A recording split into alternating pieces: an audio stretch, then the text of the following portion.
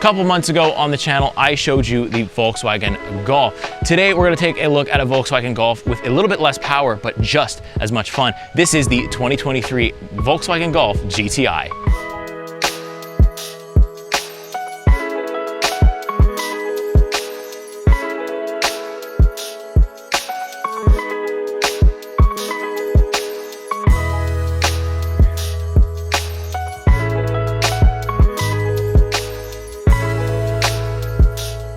So now this isn't just any Volkswagen Golf GTI, this is the 40th anniversary Golf GTI, which just looks fantastic overall in my opinion. You'll see the 40th edition badging right on the side there once I get to it, and we're just gonna take you around the full tour of the vehicle. But first, let's take a look under the hood. We have Volkswagen's 4-cylinder 2 TSI engine that does 241 horsepower, 273 pound-feet of torque, and yes, this is the 6-speed manual transmission, so we're gonna have a ton of fun this week. So with all that interesting stuff out of the way, even though there wasn't much of it to say, we are going to take you on a tour of the exterior, then I'm gonna hop in the interior, and then of course I'm going to take it on a drive and show you just what it's like to drive this 6-speed manual transmission Volkswagen Golf GTI. Let's go have some fun. All right, so now, of course, we're taking a look at the front of the Volkswagen GTI. We have really nice daytime running LEDs right here, really nice fog lights. I don't know if they're showing you too well on camera here, but they are definitely there and they are definitely very nice. Really, really like this front diffuser here. Volkswagen logo, the new one we're all used to loving and seeing. And then we have like this light bar that kind of connects the headlights and the main emblem right here. It all comes together and looks very nice. You're pretty much almost seeing the entire car though, just from this front end, because it is so small, it is so compact, but it is extremely sporty, and you'll see that as we take you through the full tour here. But yeah, overall, I really do like this front end. It's exactly what you'd expect from the Golf GTI. So next up, as usual, is the back of the Golf GTI. As you can tell, there's a Golf GTI right here. Very cool thing, as you've probably seen with the Volkswagens by now, where this guy kind of lifts up. It's also the trunk opening button, but it's also the camera button as well. We have these very nice looking taillights as well as some nice big exhaust. They do have a pretty nice note to them, not as much as I was expecting, but pretty good there too. Nice rear wiper there, a lot of visibility out there as well. I do think though that this time the rear of the Golf GTI is my favorite part, just because of those big boy looking exhausts. It does look like a sporty vehicle, it does look like it can go very fast, but let's check out the trunk because there isn't a lot to see here. I am so much taller than this vehicle, it's ridiculous. But the trunk is not automatic, but it does kind of lift up for you, so it does have that aid there. But we do have plenty of space, little tire under the floor here, a little safety kit there. You fold those seats down, you can fit quite a bit of stuff in there. You also have this little privacy thing, which is nice. So I do think it's effective for what you need to do. And I mean, this is kind of the car that you're not gonna store stuff in. You're probably just gonna be absolutely ripping through gears in this thing. So for what it is, it's gonna be effective. And closing the trunk is pretty easy. You don't actually need the automatic thing. There's a little hand hole right here. You pull down, you swing, and things are closed very nicely. So with that being said, let's head on to the rest. Okay, so now we're onto the side of the Volkswagen GTI. You can see just how compact it is right here. It is just crazy. Like, you can fit this thing in any kind of parking spot that you want, and it also goes really fast. So, you know, you kind of get the best of both worlds there. And since it is the 40th anniversary edition, let's point out right away that we have this nice 40th edition logo with like kind of like a racing decal. I don't know how well that's showing up on camera, but it is there. But you can definitely see the 40 on the bottom. I like the touch there. We have these nice 19-inch rims with that red around it. The red accents on this car is magnifique. It's really good. I love it a lot. You can see that we have the GTI badge right there as well. Nice little LED turn signals here for the mirrors. So overall, very good. It's a lot looking like the Golf R did. This is just the Golf GTI version, and it's just as nice. Honestly, it really is cool. It's super sporty, super nice to use. So let me open the door here just so I can give you my first impressions of the rear seat. Not a lot going on, lots of, you know, black and gray on the door. But then when we go inside, we're gonna mix the retro with the new. So let me bring the camera up closer here and let's hop in. Okay, so now you can see just how much room I have here. You can see that my knees are touching my driver's seat. This is my driver profile, but I do like the fact that we have these leather seats, like leatherette kind of inserts on the seats here. Ooh, very nice, but we'll get to the front in a little bit. We have two little pocket storage holders here for, you know, cell phones, whatever you need. You got two little vents back here, a little bit of I don't know what you can store, maybe some quarters in there. And then we have 2 USB-C ports, very nice. And this is where it kind of mixes the retro with the new. We have like this nice little like, it feels like Alcantara inserts, but I don't think it is. And then we have like this nice red and black stitching. Honestly, at first I thought I would not like the red and black stitching, but it has grown on me over the week and I do like it. And these back seats kind of dip in to hold you, because when this thing's going fast, because the driver is just, you know, out of his mind and just rolling through gears like nobody's business, you need these seats to hold you. And I think they do that very effectively. So not too much to brag about back here, but also you're not gonna be back here if you buy this car. You're gonna be up in the driver's seat. So let's check out the driver's seat. Follow me up there.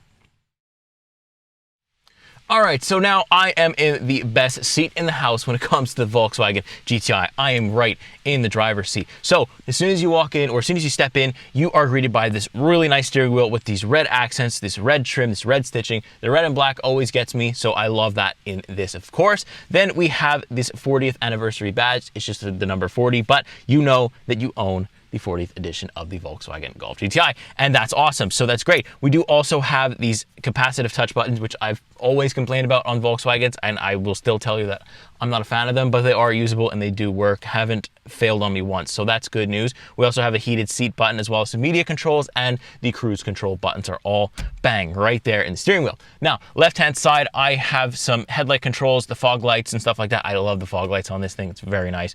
The seats are kind of like manually adjusted as well as automatically adjusted, if that makes sense, like the lumbar support. So the back of the seat is automatic and pretty much all the rest is manual, which is fine. I don't really care about that. You're not really in here for that much comfort, I would say, but the seats are very comfortable. They do hold you very nice like that as well, because when you're going fast, especially the driver, we need to be held in place properly. Now I have a fully digital gauge cluster that I can look at, and I love the customization that Volkswagen gives me with this. I can have basically any piece of information on either side of the screen at any given point in time, and I can customize different views, different things. I can have the map dead center, I can have the revs dead center.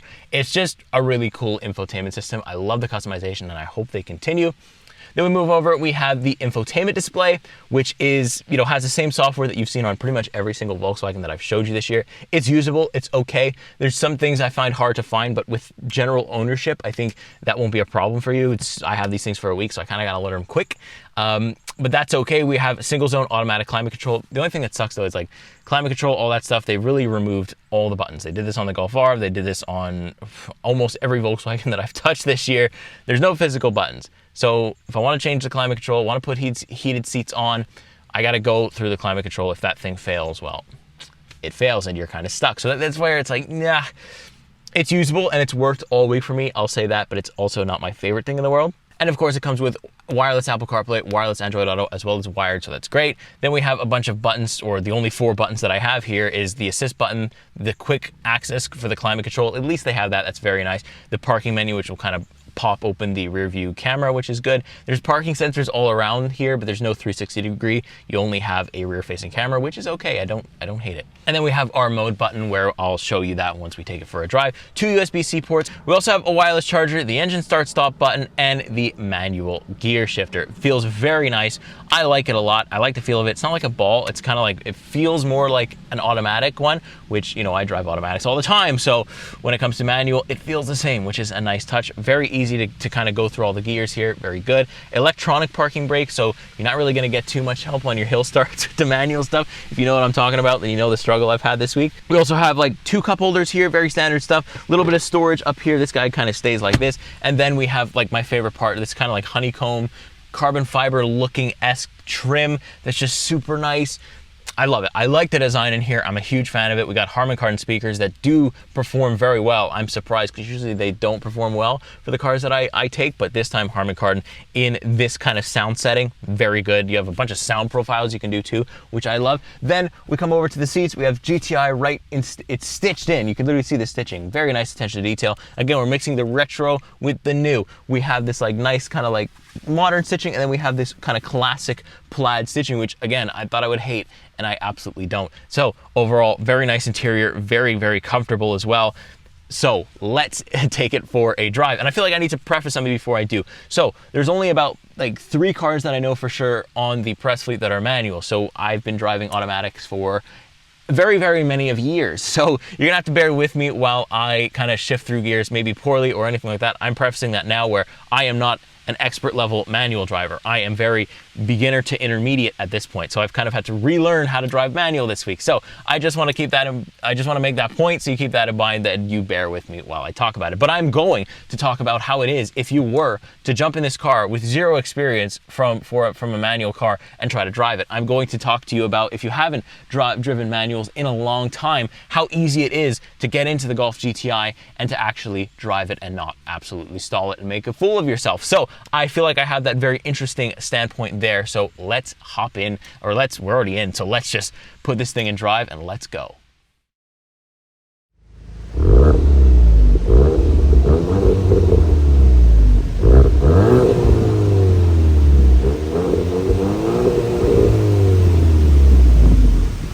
Okay, so here we are, 2023 Volkswagen GTI in the driver's seat, the most fun part of this car. It does have a bunch of modes, comfort, sport, whatever. Obviously sport mode is the one that you're gonna stay in when you wanna row some gears. It's got a lot of torque to this engine. It's got a lot of good stuff going on for it. I can shift and it's just fun. Like, it goes really fast too, like boom, like that. So I don't know how much performance I'm gonna be able to review for you today because the roads are wet. It just decided to downpour a little bit. I don't wanna wrap it around the tree and I don't wanna ruin it for the next guy. And also I'd have to be dead silent the whole time because it's hard for me to talk and shift at the same time and do everything you need to do when you're in a manual car. So I'm gonna be safe today. I'm gonna just talk to you about the car overall. The performance is there. It is a very torquey engine. It gets up to speed faster than you're expecting, and it's just so much fun to kind of row through your own gears and just, you know, take it to the next level in that sense. There is a lot of road noise. You can probably hear that now, but the dampening is good. I believe with the 40th anniversary, you do get some good dampening in here. So with comfort mode, you know, I have the most dampening I could get, and it's very good. You know, you don't really expect that from like a sporty vehicle, but here I am getting exactly that. So really can't complain too much there. So, you know, I am very much an intermediate, we'll say, manual driver because I just don't own one, and there's not a lot to come up on the press fleet, and I haven't driven one for years until now. So it's been a bit of a relearning curve, if you will, to, you know, get used to that. And I feel like I'm at the end of the week and I'm only now getting used to driving a manual car. I'm only now like not really stalling almost on every trip that you go on. So that's good, right? Like, it's difficult to learn, especially I think in the Golf GTI, because there's no hill start assist, there's no rev matching. You're kind of just like thrown in there, and it's like you either know how to drive manual or you don't. And if you don't, it might be a rough time, but that doesn't mean you shouldn't do it, because the car is kind of forgiving when you accidentally miss a gear or anything like that. It will kind of, you know, it doesn't like to do it, but it will do it without stalling or without like completely grinding gears. I've actually had no gear grinding, not a lot of clutch slip. It's been really good. Like, it's just been like super, and not the bad type of clutch slip, not the good type of clutch slip. You know what I mean? It's just been really good. And for somebody who's like almost noob level of manual driving, I've liked it a lot. I've actually been able to enjoy it as opposed to just be nervous every single time you get into one of these cars, so it's good. Fuel economy here too is not bad. I haven't done too much highway driving, mostly a lot of city, so I'm around like the 11-12 liters per 100 kilometers, which is great. I mean, it's a small car, so there isn't that much to do, but of course, if I pushed it way more or stuff like that, then obviously it gets a little bit worse. And of course, now the sun comes out, oh my goodness. But anyways, the roads are still absolutely disgusting out here. It feels like fall. Honestly, that's the kind of road conditions I'm dealing with. But yeah, the clutch feels really good too. I feel like the bite point is exactly where it should be, but maybe a little bit higher than normal, just because this is a press car. I think it did get beaten on just a little bit. You know, obviously people are gonna dump the clutch and do stuff, you know, that maybe puts a little wear and tear on the thing over time, but it is a press car. So, you know, if you wanna buy one of these at auction, then you're warned that the manual press cars probably get beat on, because I don't have much manual experience, but I can kind of feel that, you know, it's not the standard manual experience that you'd want to get. Visibility here is really good. Despite being a small car, I can pretty much see everything I need to see. The handling too, like, I can throw this thing around pretty well, you know, when I'm completely focused on what I'm doing in, you know, in this manual car, and I can completely just throw this car to quarters. It sticks. It's got a limited slip, so that's helpful as well. It's just like so convenient for what I need to do with it, or what you would want to do with it if you're like taking this on windy roads. If you have a commute that involves windy roads, you take this up to a mountain and just, oh man, this car is fun to drive. Probably the best thing about the Golf GTI is the fact that it's as fun to drive as the Golf R was. And the Golf R had the DSG. This does come in the DSG too, but maybe I could say that it's even more fun because we have the manual and we can kind of go through our own gears. As you see that I completely mess up first gear there. But anyways, that's what I mean when I try to talk and do things at the same time, especially with these kind of things. But yeah, it makes it even more fun because I kind of get to control it. So much power, you know? I've, like I said, not driven manual in years. Probably said that about 20 times, but I realized what I've been missing. You know, I realized that, like, you know, you drive automatics for so long, then you kind of come back to a nice manual, and it's like, man, I've been missing out on all this fun for a while. So, you know, I probably will have more manual vehicles coming up in the future for you to check out and look at with me. So that's good, and you'll see my performance driving improve over the time. So that's great. You know, to all my manual enthusiasts, yes, I did learn on an automatic, but I do still have I have a soft spot for manuals, and I think I always will, especially driving them in my older years, I guess, in my late 20s, as opposed to like my 19-year-old self kind of driving it. It was like not as fun back then because I was trying to learn how to drive at the same time as driving. And so it was like really confusing. So maybe that's what kept me away from it. But man, the Golf GTI has opened my eyes to new horizons. But yeah, it's just been a great car. Like, there's not a lot that's different from the Golf R other than, I think, like the speed. You know, that's kind of the biggest thing that I've noticed is the speed difference is definitely there. But it's still torquey. For the amount of driving that I would do, I don't think I'd need to spend the extra money on the Golf R. I just think that the Golf GTI covers all the bases that you would want out of a performance hot hatch, and that's kind of what you're looking for when you buy this car, right? Like, that's really nothing else to it. So I think with all that great stuff being said, I'm gonna go ahead and wrap things up for this video. So let's do some final thoughts. So overall, the price here is great. We're under 40,000. We get all this really good performance. So not a lot to complain there. The price is excellent. And I think there's only gonna be a few of these 40th anniversaries around. The 40th anniversary obviously doesn't last forever. So you're gonna wanna get it while you can. That's number one. You know, number two, it's very comfortable, very good dampening. The manual transmission could be like a little bit sometimes, depending on, like, you know, the warmth and stuff, but that's all manual transmissions. But it just can feel a little bit sticky. Sometimes I can't read it very well. That could be my skill level, but that could just be what it is. You know, I'm not sure there 100%. I feel like there might be easier manual transmission cars to drive there, but I'll find that out as we go. But yeah, overall, it's just a really good performance hot hatch.